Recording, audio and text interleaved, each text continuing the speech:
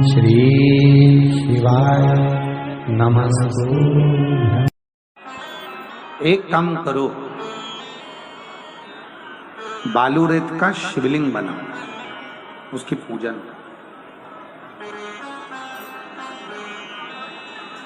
शिवलिंग की जो पूजन होती है, भगवान कर की जो शिवलिंग का पूजन है, वो साधारण नहीं।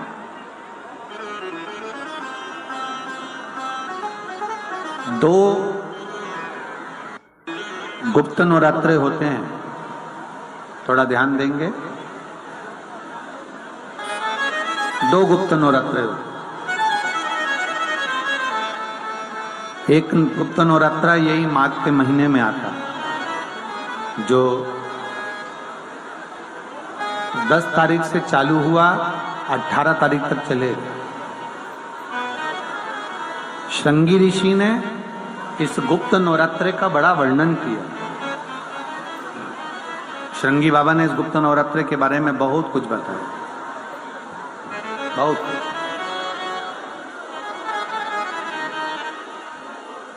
श्रृंगी बाबा गुप्त नवरात्रे के लिए कहते हैं कि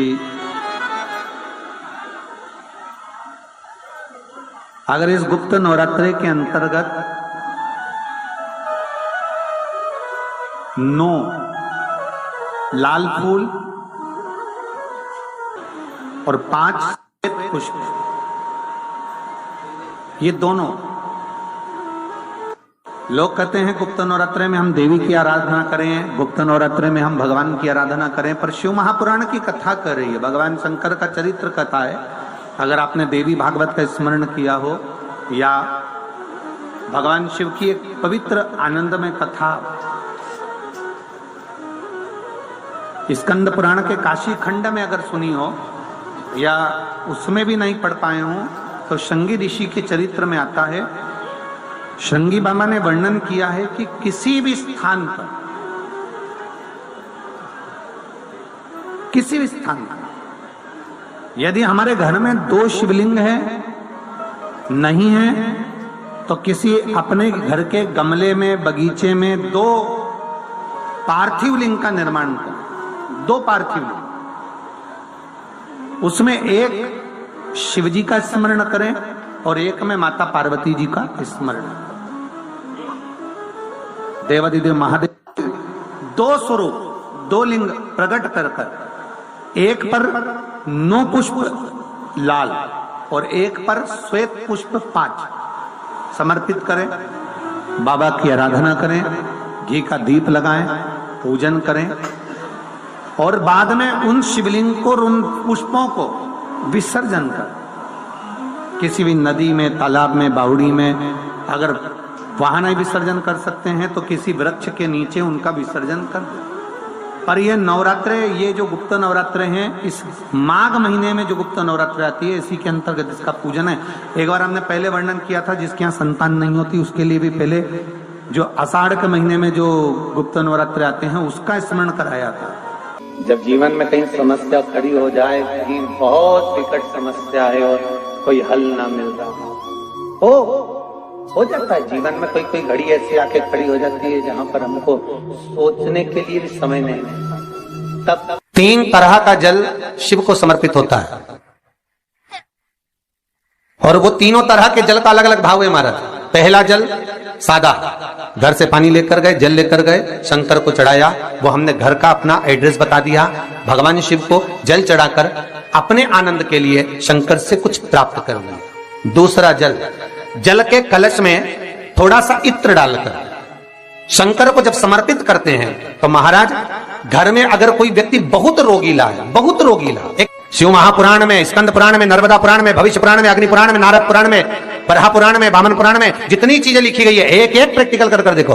तो शिव महापुराण, स्कंद पुराण का यह भाव याद करिए कि 1 लोटे पानी में इत्र मिलाकर, जल में इत्र मिलाकर, बहुत रोगीला व्यक्ति, बहुत बीमार व्यक्ति है, 1 लोटा पानी उसका हाथ का स्पर्श कराकर शंकर को चढ़ाना प्रारंभ कर दीजिए। महाराज केवल 5 या 7 दिन चढ़ाओ और वो 7 दिन के बाद में उस बीमार व्यक्ति का क्रम देखिए कि उसमें कितना आराम लगा है। औषधि, दवाई काम करना प्रारंभ करी कि ना करी। केवल इत्र समर्पित, इत्र का जल। तो पहला जल सादा, दूसरा जल है इत्र का और महाराज तीसरा जल जो शिव महापुराण के अंतर्गत कहा गया है, बेलपत्र का जल। तीसरा जो जल है वो बेलपत्र का जल। बेलपत्र का जल कैसा? तो महाराज शिव महापुराण की कथा कहती है कि जल के पात्र में एक बेलपत्र अंदर डालकर उस जल के पात्र को ले जाकर शिव को समर्पित करना, अर्थात अपनी मन की कामना भगवान शंकर से कह देना, केवल बेलपत्र के माध्यम। बोलना नहीं है हमको, कुछ हमें कुछ कहना नहीं है। 3 तरह का जल का जो व्याख्यान वर्णन किया गया, एक सादा जल जो भगवान को कहा, आपने अपना एड्रेस बता दिया, आपने अपने मन का भाव बता दिया। इत्र का जो जल चढ़ाया गया वो केवल रोग मुक्ति के लिए चढ़ाया गया। और तीसरा बेलपत्र, अगर उस जल में एक बेलपत्र भी पड़ी हुई है और वो बेलपत्र पड़ा हुआ जल आप जिस भाव से चढ़ा रहे हो, जिस कामना से, अगर तुम्हें लगता है कि मेरी दुख का समय समाप्त नहीं हो रहा, मेरी दुख की घड़ी समाप्त नहीं हो रही, तो जो पेड़ तुम्हारे यहाँ लगाओ, जो पौधा तुम्हारे यहाँ लगाओ, जो वृक्ष तुम्हारे यहाँ लगाओ, जो क्यारा तुम्हारे यहाँ, कुंडी तुम्हारे यहाँ, उसी की मिट्टी को, उसी के पेड़ के नीचे, उसी पौधे के नीचे, उस मिट्टी को थोड़ा सा हाथ से उसको उठाकर एक लिंग की आकृति बना लें। उसमें जलाधारी बनाने की जरूरत नहीं, केवल लिंग की आकृति बनाकर उसी की पूजन वहीं कर कर पानी चढ़ाकर 15 से 20 मिनट बाद अपना काम करने के बाद उसी को उसी मिट्टी में विसर्जन कर दें, अपनी कामना कर कर। देव अधिदेव महादेव 2 महीने के बाद क्या देगा ये वही जान सकता। पर कथा सुन रहे हो, जितने फेसबुक और यूट्यूब पर सुन रहे हो, बहुत सावधानी से सुनना। सूखे आम के पत्ते जमीन पर गिर जाएं। कैसे पत्ते? जब पतझड़ का मौसम आता है तो आम के जो पत्ते नीचे जमीन पर झड़ते हैं, 21 पत्ते इकट्ठे कर कर उसको आग लगाकर जलाकर भस्म तैयार कर लीजिए। और जिस पुरुष नारी को एक चर्म रोग हो जाए, चर्म रोग, कहीं खुजली चल रही हो, कहीं दाने पड़ गए हो, कहीं चमड़ी सफेद लाल काली पीली जैसी पड़ गई हो, कहीं दाग हो रहे हो, चर्म रोग, कहीं खुजाल चल रही हो, तो शिव महापुराण की कथा का ये संवाद याद रखिए। लिंग आम के पल्लव को जो वर दिया गया, तो आम के 21 पत्ते इकट्ठे कर कर उसको आग लगाकर उसकी भस्म तैयार कर कर शंकर भगवान के शिवलिंग पर शाम के समय प्रदोष काल में चढ़ा दीजिए वो भस्म। और उस भस्म को उठाकर लेकर आ जाओ, डब्बी में भर लो और गाय का घृत उसमें डाल लीजिए और उस स्थान पर लगाना चालू कर दीजिए। 3 दिन में दांत खात खुजली जो भी होगी मिटना प्रारंभ हो जाएगी। उसमें इतनी प्रबलता आ जाती है। शंकर को जो भस्म चढ़ी है, आम के पत्ते की भस्म का भी हमारा शास्त्र वर्णन करता है। उस भस्म को छान कर पीस कर उसका उसकी कोई दुकान आप डाल रहे हो, नया व्यापार चालू कर रहे हो और लग रहा है कि चलेगा कि ना चलेगा। पहले भी मैंने 2-4 दुकान डालकर देख ली, नहीं चली। अब नया डाल रहा हूँ, कर्जा कर कर डाल रहा हूँ, पैसे लाकर डाल रहा हूँ, चलेगा नहीं चलेगा। तो उसके लिए सबसे पहला काम करो, कम से कम दुकान खोलने के 7 दिन पहले आम के पत्ते की बंदरवाल बांधो।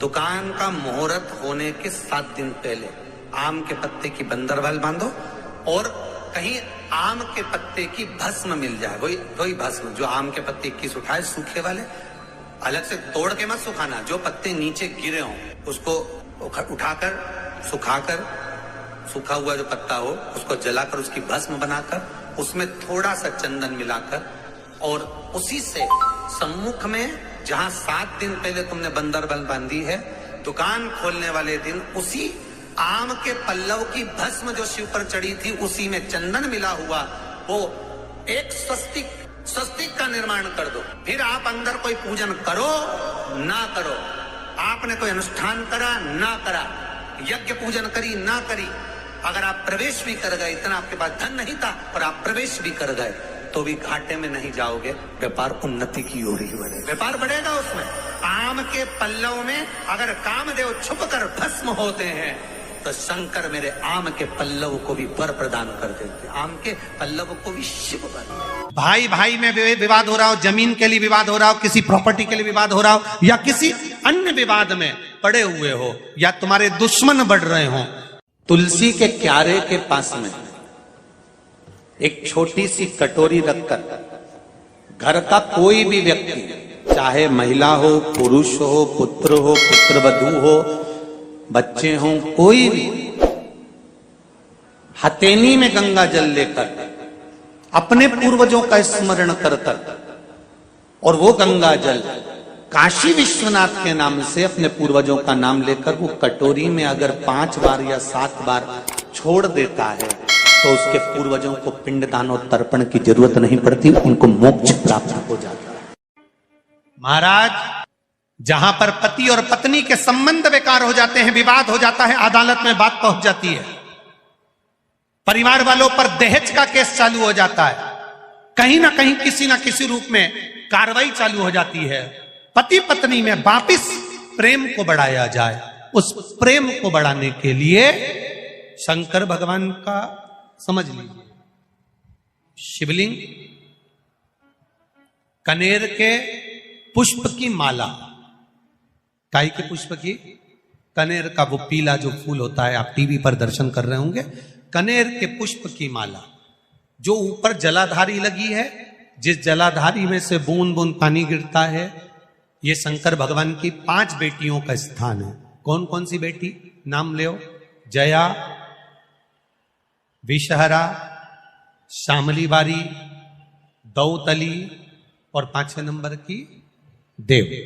ये शिव जी की 5 लड़की है जो पानी बूंद बूंद नीचे गिरा रही है।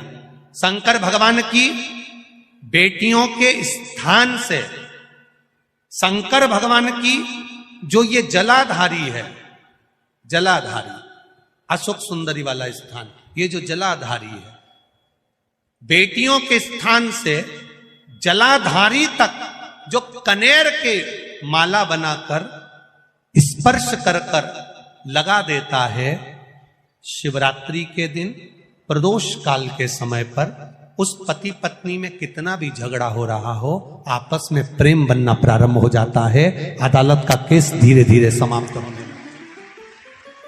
अदालती कार्रवाई, यहां तक कहा गया कनेर का पुष्प, भाई भाई में विवाद हो रहा हो, जमीन के लिए विवाद हो रहा हो, किसी प्रॉपर्टी के लिए विवाद हो रहा हो, या किसी अन्य विवाद में पड़े हुए हो, या तुम्हारे दुश्मन बढ़ रहे हो, तो भी कनेर का पुष्प शिव को समर्पित किया जाता। कनेर का पुष्प सुख प्रदान कर, आनंद दे, जिसको कोई ना पाए उसको मेरा महादेव पाए। हम सब बोलिए एक बार जमकर, श्री शिवाय नमस्तुभ्यम। प्रैक्टिकल जरूर करना, कहीं सियोर वाला महाराज झूठ तो नहीं बोल रहा। शास्त्रों की बातें हमारे जीवन में हमें सुख प्रदान करे, इसलिए इस भाव का आनंद करते हुए आज की कथा को विराम देते हैं। वीडियो पसंद आई हो तो शेयर करें, लाइक करें, सब्सक्राइब करें। श्री शिवाय नमस्तुभ्यम, हर हर महादेव कमेंट बॉक्स में जरूर